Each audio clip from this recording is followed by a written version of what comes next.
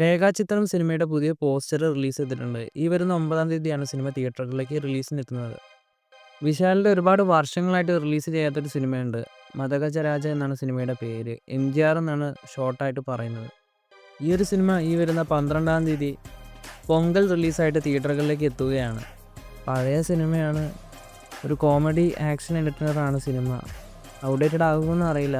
സന്താനം വിശാലൊക്കെ ഉള്ള കോമഡി രംഗങ്ങളൊക്കെ കൂടുതലുള്ള സിനിമയാണ്. സന്താനത്തിൻ്റെ പഴയ കോമഡിയൊക്കെ മിസ് ചെയ്യുന്നവർക്ക് ഒരു ട്രീറ്റ് തന്നെ ആയിരിക്കും ചിലപ്പോൾ സിനിമ. സുന്ദർ സിയാണ് സിനിമ സംവിധാനം ചെയ്യുന്നത്. എന്തായാലും കാത്തിരിക്കാം.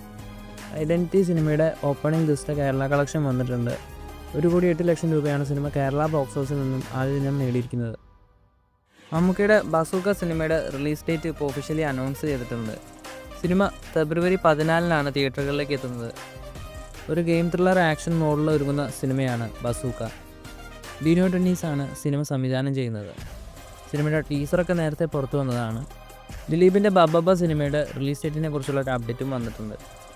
ദിലീപിൻ്റെ ലക്കി ഡേറ്റായ ജൂലൈ 4 എന്ന ഡേറ്റിനാണ് സിനിമയുടെ റിലീസ് പ്ലാൻ ചെയ്യുന്നതെന്നാണ് അറിയാൻ സാധിക്കുന്നത്. ഗോകുലം മൂവീസാണ് സിനിമ നിർമ്മിക്കുന്നത്. ധ്യാൻ ശ്രീനിവാസനും വിനീത് ശ്രീനിവാസനുമാണ് സിനിമയിലെ മറ്റു താരങ്ങൾ.